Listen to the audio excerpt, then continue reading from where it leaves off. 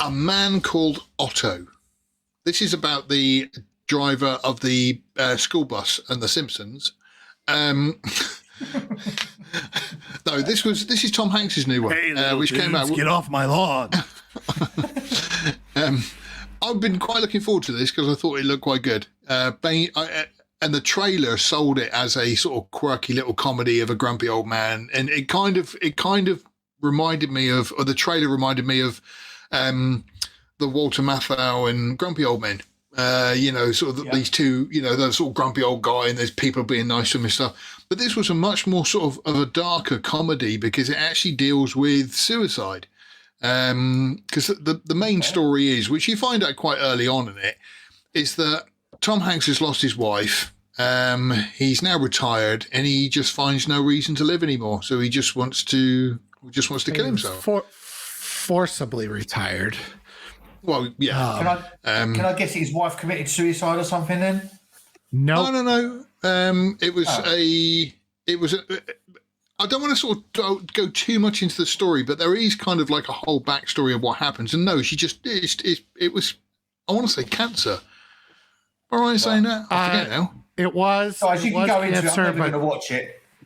she had a lot of she had a lot of, that poor woman went through a lot of shit because she got pregnant. They go on a bus ride to Niagara. They're taking the bus back. The bus wrecks because nobody did the recall on the brakes. She loses a baby, and she's paralyzed, and she's in a wheelchair the rest of her life. She's a teacher. It reminded me a little bit of Up.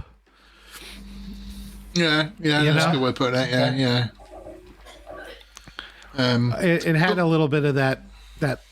I did think that they have, when he tries to kill himself on a couple of occasions, he has flashbacks to when he first met her, and I thought that those were very beautifully done, because initially he's on a train station and he sees her running and she drops a book, and so he's on a different platform and he goes, "Miss, you dropped your book," and he runs around, picks up the book and gets on the train and then finds her.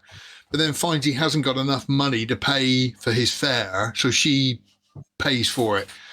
And then there's a bit, the next flashback is they're having a meal together, and all he has is soup, I think it is, or chowder or something or other, and she has like a full steak.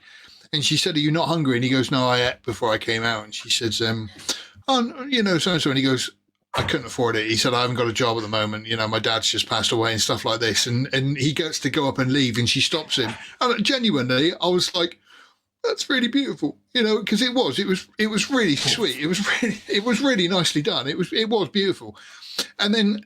But then there were moments where you're laughing at it, but then also moments where you're crying at it. And I thought it lent quite heavily into sort of like the dark side of things, but did it in a nice way where you're still really engaged with the characters and everything that's going on. I thought it was, I genuinely loved it. I thought it was brilliant. I thought it was really good. Okay. Yeah, I thought it was pretty good. I just wasn't as taken with it. I felt it was like, I mean, some of it is, this is Tom Hanks' Oscar bait movie kind of stuff, like he's... Everything just kind of felt, I don't know, everything kind of felt quirky, and I think part of it is that if I went back to Up comparison, with Up you had a very brief, wordless, not a flashback, but a prelude to where we got. Yeah. And it expertly got you to figure out what was going on within, I don't know, 3 minutes, however long that little, that stupid flashback will cause me crying far more than anything in this movie did. Because, I mean, it very succinctly gets you to where you need to be at the start of the movie. Yeah. And in here, okay, he's buying the rope at the very beginning. That's the first thing you meet him, pretty much, is he's buying rope at a hardware store, and he's bitching about how much he has to pay for it because he wants 5 feet, but they yard, yeah. Yeah. And it's like, I know what you're doing with that much rope. You're going to kill yourself. Why are you bitching about 30 cents worth of fucking rope? You know, I'm already going, this is not logical to be acting like this. You know, it doesn't make any sense. And then sometimes he does things that are, you know, kind of brilliant. And sometimes he does things. It's like, why are you're doing this so everybody knows that you're cantankerous, not because you have a reason to be cantankerous. You know, and so it felt really disjointed to me, where it was like sometimes it's like it's really well done and kind of heartfelt and you like it, and sometimes it just felt kind of manufactured, like and I don't know how word for word this is in the book. I don't know when the book was written, or you know how close it is to the book. So, somebody said it's a remake of a Dutch film, I think, as well, and the Dutch film was made from the book. Right. Okay. And so I don't know if he wrote this trans kid in it, but that moment, the movie came to a screeching halt while they had their little virtue signal moment about trans kids, and then all of a sudden he chooses not to be cantankerous at all. And I did completely roll my eyes at that. It was so forced and inauthentic, and it's not like. I don't know if they built up that kid a little bit more or something. There might have been something there, because it wasn't like it was a big thing on trans people, but it was so inauthentic. And you know, like, look, I don't know many trans people, but I'm pretty sure the ones that I've seen or I do know are usually the activists, and they're really horrible. I mean, they're just mean. I'm sorry, they're just mean. The ones that are not activists and everything, they're just probably being quiet and left alone. And maybe she is one of the quiet and left alone ones. That's fine. But it's like you're trying to say they're all this nice, when if you're at all keeping up with anything today, you know that they're not. And that they're all about their cause and their virtue signal and shoving it in your face and being just awful. So it's like, what? Why? Well, I know what you're doing. I know why you're doing it. But you drove the story to a halt, which was a nice little story. I disagree with all sprinkling out the flashbacks, because it explains things later on. And it's like, well, you're taking away the emotional punch of things that happened earlier. I don't like that. I think flashbacks I didn't done that way. I didn't. I got the opposite from that. Like I say, that when you had those moments, I just thought they were so nicely done that I was more vested in the character.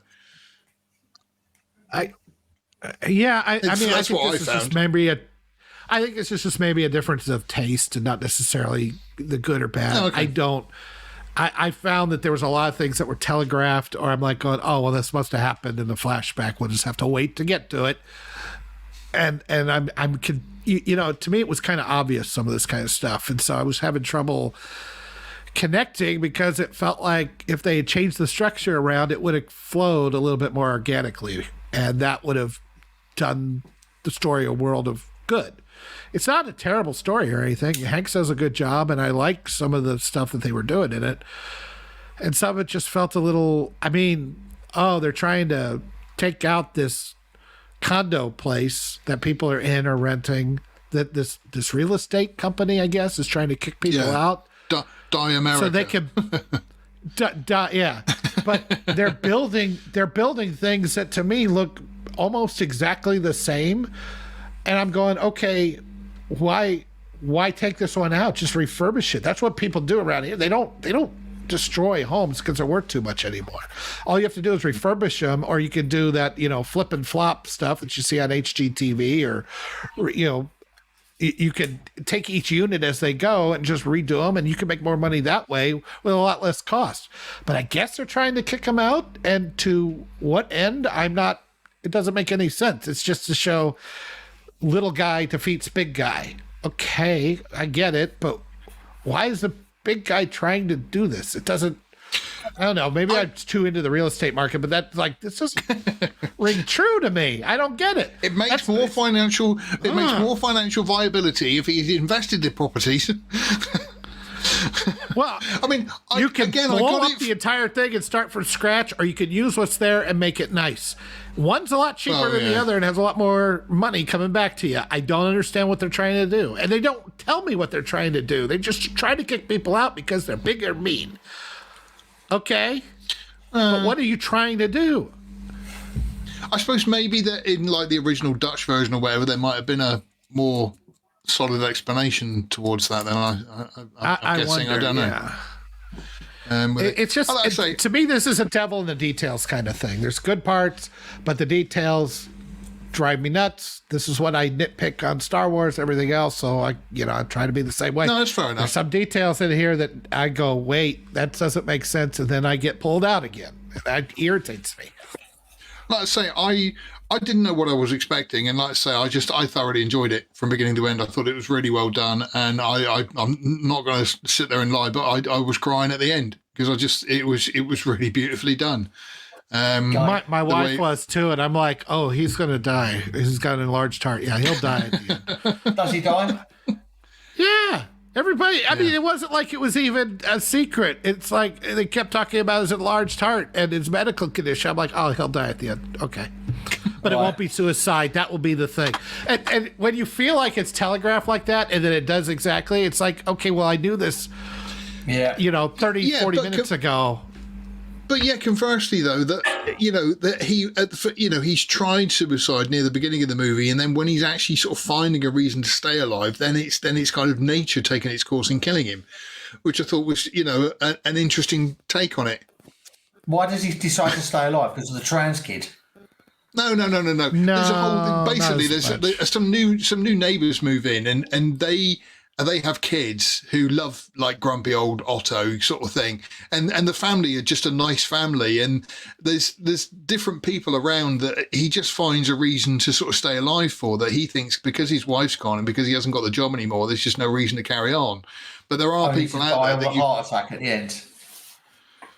Well, no, like Yoda said, he's got an enlarged heart, and so he just causes problems. So yeah, I suppose actually, it probably was like a heart attack or something that caused it. But I like I say, I really rated it. I thought it was really good. It was just something a little bit different. What happened with so he had a friend in the complex, and they both kind of did the HOA or something. And he said there was a coup, which I guess means he was kicked off the HOA. But I didn't understand why that happened, and I don't understand why he fell out with the friend so badly. I mean, I guess because of that, but why did they turn against him so badly?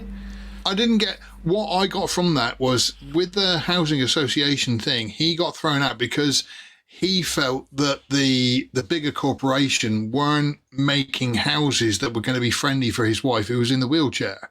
And so that's why he hated them so much, and that's why he had and that's why he got kicked out, because he obviously attacked that guy. I think him and his friend. No, go on.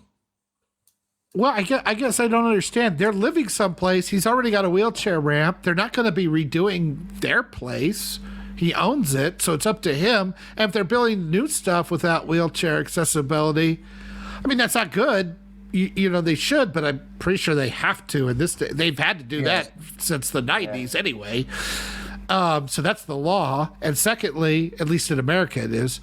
And secondly, what does he care? I mean, I guess he cares for his wife. I understand that, but they're not going to move into one of those new things. He had no interest in moving in one of those new things. He's already got his stuff set up. So why would he throw such a stink that he would get himself thrown out of the HOA? I mean, it just feels weak, I guess. I don't know. It's weird that you say that now, because the way you're putting it kind of makes sense. But I didn't get that when I was watching it. That I understood that why he didn't want that there, and why they were causing so much problems to him. I mean, and then the HOA, it's like, well, we're going to support these people building new stuff that we have nothing to do with because it's different condos. Obviously, I've missed something here, but I mean, I just kept scratching my head sometimes on this kind of stuff. The flashbacks were nice. I agree. They were well done. It was his son, by the way, playing him as a young man. Truman Hanks, I believe. Yeah. I did not. Oh no, I did see. It's funny enough. I did see the name in the credits, but I didn't check. But okay, that makes sense now. Yeah. So that was a nice little thing there, and he played it well, and it was a nice. They had a lot of meet cutes, and that was all fine. But again, it was sprinkled out. I think this is one of those where I just feel like structure failed this movie, and then some of the things that they just didn't explain well enough to give you as an audience member to understand. Oh yeah, that's bad. I want them to win that. Well, okay, yeah, the guy wants to kick him out because that's all real estate guys want to do. They want to kick people out of their homes. No, they don't. They want to sell homes. They want to get most many people in there as they can. China. But that is true, because that's what all of movies say in America. The big corporations are obviously big and evil, and all that is fighting against the little man. Look, you're not going to get me to defend a corporation here, but most of the time it's all this ESG stuff. Like Disney, they're great. They love us. Yeah, I agree. They're doing nonsense things, and but you got to understand the why they do the nonsense things and what their motivations are, why they do these things, and then work to make it harder for them to make money that way, make money the good way, right? But in this, none of this makes any sense. Kicking people out of their homes and turning it into slums is not going to make more money for them. It's going to depress the property values. Is that what they were doing? I don't know. I can't tell. They don't tell me. Those are just one example, just the things that just take me out. Okay. And I'm like going, you have a nice little thing here about a guy trying to find purpose in a life now that his wife left and his whole life revolved. That's Up. Up is the same thing, right? The Carl finds purpose in taking care of the little Boy Scout kid, and the dog and the bird, and having an adventure and finding reason to go on. That's a great message. I love that message. It's a good thing to put a movie around. It's just all the details. So that's the theme. That's a great theme. I love it. That's good. Everything else just kind of was like, but you could have done this better, that better, and that you're taking away from this main theme that would have.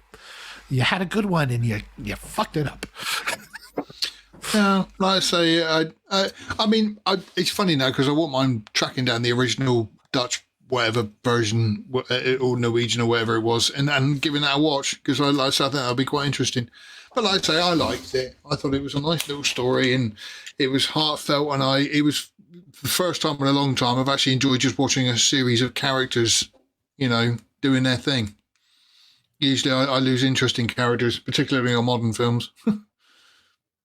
Yeah, I can't say I lost interest. I mean, I stayed all the way through the end. This is one of those movies where I'm frustrated more than angry or just say it sucks. It's not just, it just sucks. It is better than that. It's just frustrating. Well, fair enough. Thank you for watching this excerpt from Outpost Frequencies. Tune in live every Sunday at noon Central Time or 6 o'clock UK time. And also, remember to come to lastmovieoutpost.com for all your latest in movie news, streaming news, and everything cool about film. We are the cool news now. Thank you for watching, and we'll see you on the next stream.